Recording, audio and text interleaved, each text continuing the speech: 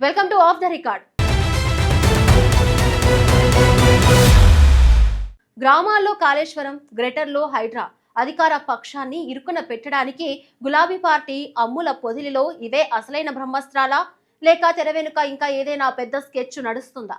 అసలు ఈ రెండు అస్త్రాలతో గులాబీ బాసులు సాధించబోయే లక్ష్యమేంటి? ఈ ఉత్కంఠభరిత రాజకీయ పరిణామాల అసలు కథ ఏంటో తెలుసుకోవాలంటే లెట్స్ వాచ్.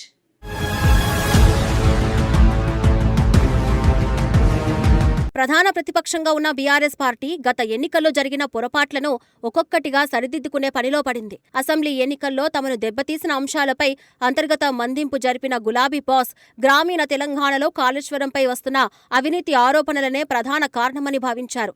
ఈ నేపథ్యంలో కాళేశ్వరం ప్రాజెక్టును తెలంగాణ జీవనాడిగా అభివర్ణిస్తూ ప్రభుత్వంపై తీవ్రస్థాయిలో ఒత్తిడి తెస్తున్నారు. కన్నెపల్లి పంప్ హౌస్ మోటార్లను వెంటనే ఆన్ చేయాలని డిమాండ్ చేస్తూ వస్తున్న గులాబీ నేతలు కాళేశ్వరం ప్రాజెక్టు ప్రాధాన్యతను ప్రజలకు మళ్లీ గుర్తు చేస్తున్నారు. కాళేశ్వరం పేరుతో ప్రభుత్వాన్ని కార్నర్ చేయడమే తమ ప్రధాన అజెండాగా మార్చుకున్నారు.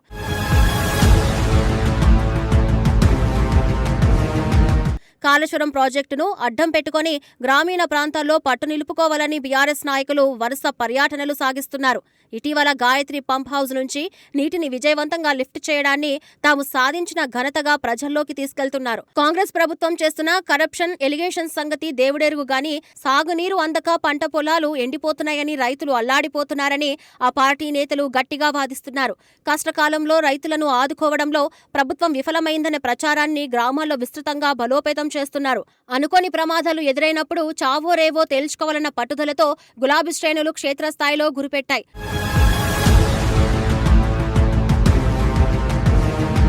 రూరల్ ప్రాంతంలో కాళేశ్వరం అస్త్రాన్ని వాడుతున్న బీఆర్ఎస్ గ్రేటర్ హైదరాబాద్ పరిధిలో మాత్రం హైడ్రా చర్యలనే ప్రధాన ఆయుధంగా ఎంచుకుంది. గ్రేటర్ పరిధిలోని ప్రభుత్వ భూములు, చెరువులు, కుంటలను ఆక్రమణల బారి నుంచి రక్షించేందుకు ఏర్పాటైన హైడ్రా గత కొంతకాలంగా భారీ కూల్చివేతలు చేపట్టింది. అయితే ఈ సంస్థ కేవలం పేద ప్రజల గుడిసెలను, మధ్యతరగతి ఇళ్లను మాత్రమే టార్గెట్ చేస్తుందని గులాబీ పార్టీ తీవ్రస్థాయిలో ఆరోపిస్తుంది. పెద్ద మనుషులు చేసిన భారీ భూ ఆక్రమణల జోలికి మాత్రం హైడ్రా వెళ్లడం లేదని విమర్శిస్తుంది. ఇక్కడ సామెత ఏంటంటే బలవంతం రోకలిపోటు అయితే బలహీనుడిపై దండయాత్ర అన్నట్లుగా సామాన్యుల మీదే హైడ్రా ప్రతాపం చూపుతుందని ఆరోపిస్తున్నారు.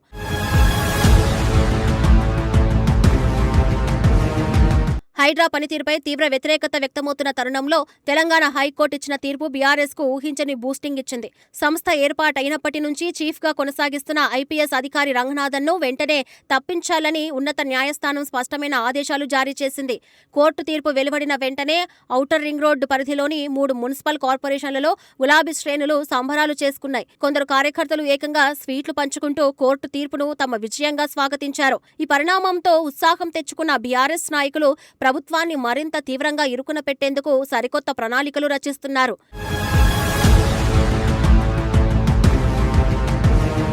హైకోర్టు ఆదేశాల నేపథ్యంలో బీఆర్ఎస్ వర్కింగ్ ప్రెసిడెంట్ కేటీఆర్ స్పందిస్తూ తాము అధికారంలోకి వస్తే హైడ్రాను బంగాళాఖాతంలో కలిపేస్తామని ఘాటుగా హెచ్చరించారు.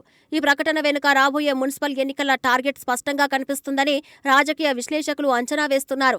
త్వరలోనే జీహెచ్ఎంసీతో పాటు కొత్తగా ఏర్పడిన సైబరాబాద్, మల్కాజ్గిరి మున్సిపల్ కార్పొరేషన్లకు ఎన్నికలు జరగాల్సి ఉంది. ఈ 3 కార్పొరేషన్ల పరిధిలో హైడ్రా బాధితులను, పేద ప్రజలను ఒక తాటిపైకి తెచ్చి పార్టీ వైపు తిప్పుకోవాలని గులాబీ పార్టీ భావిస్తోంది.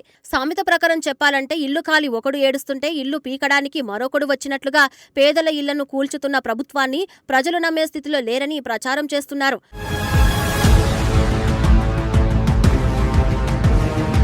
ప్రభుత్వ ఆస్తులను కాపాడే ముసుగులో హైడ్రా కక్ష సాధింపు చర్యలకు పాల్పడుతుందని బీఆర్ఎస్ బలంగా నమ్ముతోంది. హైకోర్టు తాజా తీర్పు కూడా ఇదే విషయాన్ని స్పష్టం చేస్తుందని ప్రజలకు వివరించే ప్రయత్నం చేస్తున్నారు.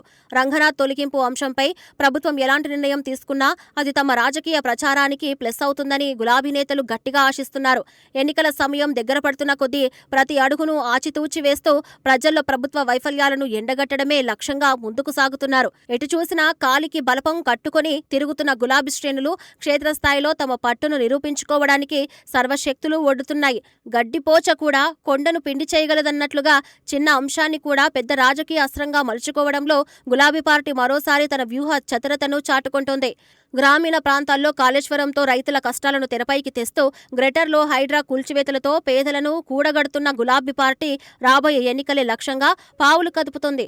కోర్టు తీర్పులు, రాజకీయ పరిణామాలను తనకు అనుకూలంగా మలుచుకుంటూ అధికార కాంగ్రెస్ పార్టీకి చెక్ పెట్టేందుకు పకడ్బందీగా అడుగులు వేస్తుంది. మరి ఈ రెండు అస్త్రాలు గులాబీ బాసుల ఆశలను ఏ మేరకు నెరవేరుస్తాయో, తెలంగాణ రాజకీయాలను ఏ వైపునకు తిప్పుతాయో వేచి చూడాలి.